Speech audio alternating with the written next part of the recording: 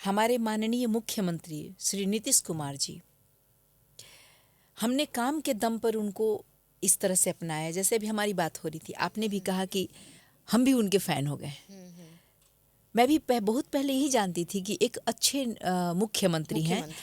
हम अब कह सकते हैं, क्योंकि पहले तो यही चर्चा हुआ कि अरे कनेक्टिविटी बढ़ी, सड़कों का जाल बिछने लगा, हर हर जगह सड़कों का जाना आसान हो गया। चौड़ीकरण हुआ, मतलब काफ़ी गांव-गांव तक सड़कें पहुंची, गली गली तक पक्के हुए।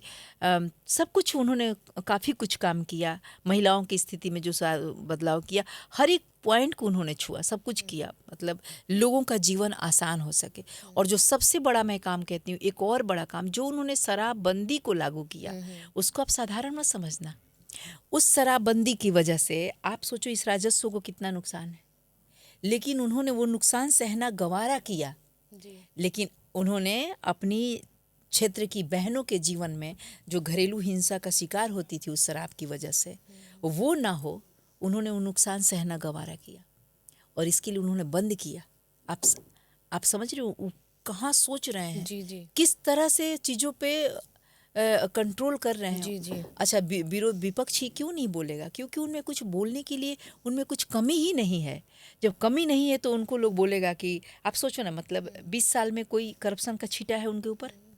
परिवारवाद है उनमें? कुछ भी ऐसा कोई दोष है ही नहीं। तो जिसमें दोष ही दोष भरे हुए हैं, सुपुआ हंसे चलनिया के जन्म में, चलनिया हंसे सुपुआ के जन्म में 76 गो छेद बा। जी। तो जिसमें इतना दोष खुद है, वो हमारे नीतीश कुमार जी पे उंगली उठाएगा। हम कह रहे हैं कि भगवान करे कि सबकी उम्र लंबी हो, सब इतने दीर्घायु हों, और उनके वो लोगों के जीवन में वो दिन भी आए कि वो बूढ़े भी कहलाएं। मैं तो चाहती हूँ कि हमारे नीतीश कुमार जी 100 साल के भी बूढ़े हों, वो 100 साल भी आए और वो बूढ़े हों, और इसी उस तरह से बिहार में जो काम करें वो करते रहें।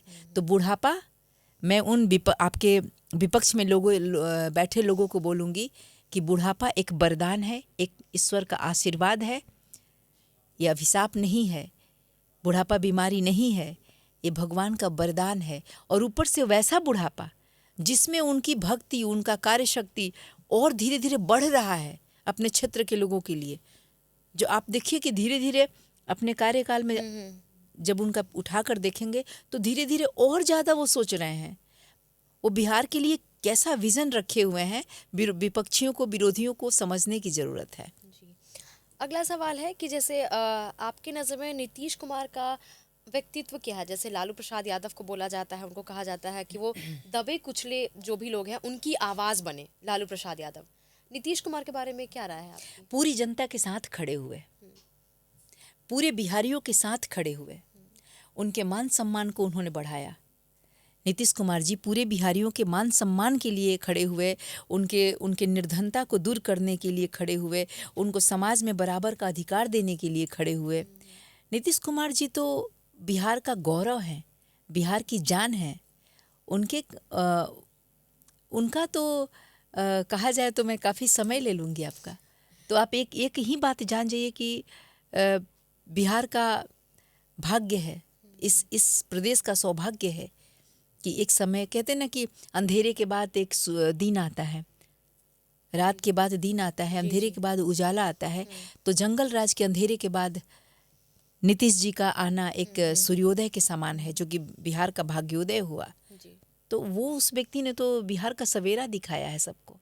तो नीतीश कुमार और लालू प्रसाद यादव, इन दोनों में आप अंतर क्या बता सकती हैं? क्या अंतर है दोनों में? अभी मैं क्या बोल रही हूँ कि अंतर क्या है दोनों में? एक ने किसी खास वर्ग पे ध्यान दिया, उसको जुटाया, लेकिन उसके लिए किया कुछ नहीं, वो लालू जी थे। नीतीश जी ने पूरे बिहारियों पर ध्यान दिया, सबको साथ लेकर चले और सबके लिए सब किए। एक अंतर आप समझ गए। दूसरी बात कि लालू यादव जी के शासनकाल में जितना लोग बिहारी कहने से कतराते थे, इनके शासनकाल में बिहारी कहलाने वाले एकदम से सीना तान के कहते हैं हम बिहार से हैं। तो आप सोच सकते हैं कि कितना फ़र्क है दोनों में। तो क्या आपको लगता है कि लालू प्रसाद यादव सच में दबे कुचले की आवाज़ बने, लोग ऐसा कहते हैं? आपको क्या लगता है इस पर आप क्या बोलना चाहेंगी? लालू यादव ने ये काम बहुत अच्छा किया। इसमें मैं उनको एक बात मानती हूँ। इसी बात से मैं बोलती हूँ कि एक सच्चे राजनीतिक आप हाँ एक हाँ शब्द मैंने में बोला, बोलिए। उन्होंने एक ये काम किया कि कुछ जन को एकत्रित किया, है ना। कैसे किया, ये उनका नेतृत्व क्षमता है कि कुछ लोगों को एकत्र किया। अगर उन एकत्रित किए हुए लोगों के लिए लालू यादव ने उनके शिक्षा के लिए, चाहे उनको रियल ज्ञान देने के लिए, आगे बढ़ाने के लिए कुछ किए होते, जैसे उनका क्या सोच था, अरे पढ़ लिख जाएंगे तुमको वोट कौन देगा, अमीर हो जाएंगे तुमको वोट कौन देगा, तो अपनी जनता को गरीब बना के रखो, अपनी जनता को निरक्षर बना के रखो, अनपढ़ बना के रखो, ये उनका सोच था। अ, अगर वो तो और हमारे जो नीतीश जी हैं ठीक उल्टा सोचते हैं कि हमारी ऑपोजिट। जनता ऐसी हो वैसी हो। मैं खुद चाहती हूँ कि हमारी जनता भाई जितनी पढ़ी लिखी रहे वैसे ही वो अच्छे लोगों का सम्मान करेगी, समझ करे।